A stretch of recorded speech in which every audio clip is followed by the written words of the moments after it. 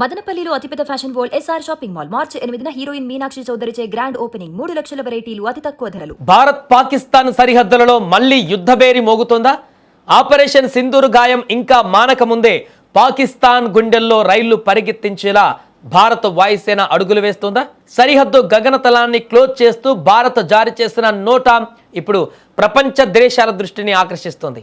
మార్చి 5 నుంచి 12 వరకు అసలేం జరగబోతుంది? భారత సైన్యం వ్యూహం ఏంటి? సరిహద్దులలో మళ్ళీ ఎందుకు ఉద్రిక్తతలు మొదలయ్యాయి? అసలు విషయం ఏంటంటే మార్చి 5 అంటే ఇవాల్టి నుంచి మార్చి 12 వరకు రాజస్థాన్ సింధు సరిహద్దు వెంబడి గగనతలాన్ని భారత్ రిజర్వ్ చేసింది. దీనినే సాంకేతిక భాషలో నోటామ్ అంటారు. అంటే ఈ సమయంలో ఆ ప్రాంతంలో పౌర విమానాల రాకపోకలను నిలిపివేస్తారు. భారత వాయుసేన భారీ స్థాయిలో వైమానిక విన్యాసాలు చేయబోతుండడమే దీనికి ప్రధాన కారణం. అయితే ఇది కేవలం విన్యాసమేనా లేక పాకిస్తాన్కు ఇచ్చే గట్టి హెచ్చరిక అనే చర్చ ఇప్పుడు మొదలైంది. గత ఏడాది మే నెలలో జరిగిన ఆపరేషన్ సింధూర్ తర్వాత భారత్ తీసుకున్న ఈ నిర్ణయం పాక్ రక్షణ వర్గాలను వణికిస్తుంది. ఇక్కడ మనం ఒక్కసారి ఫ్లాష్ బ్యాక్కు వెళ్ళాలి. 2025 ఏప్రిల్లో పహల్గామ్లో జరిగిన ఉగ్రదాడిలో 26 మంది భారతీయులు ప్రాణాలు కోల్పోయారు. దీనికి ప్రతీకారంగా మే 7, 2025న భారత్ ఆపరేషన్ సింధూర్ చేపట్టింది.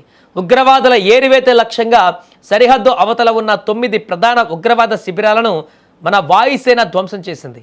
పాకిస్తాన్ వైమానిక వ్యవస్థను స్తంభింపజేసి కేవలం 23 నిమిషాలలో ఈ ఆపరేషన్ పూర్తి చేసి భారత్ తన సత్తా చాటింది.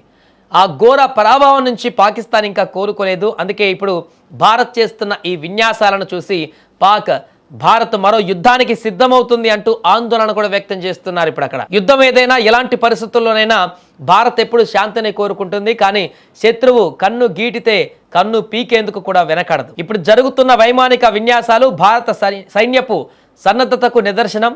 ఆపరేషన్ సింధూర్ అనేది ఒక ట్రైలర్ మాత్రమేనని, ఏదైనా పొరపాటు చేస్తే అసలు సినిమా చూపిస్తామని భారత్ పరోక్షంగా హెచ్చరిస్తుంది కూడా. మరి ఈ ఉద్రిక్తతలు శాంతి వైపు వెళ్తాయా లేక మరో ఆపరేషన్కు దారి తీస్తాయా అనేది వేచి చూడాలి.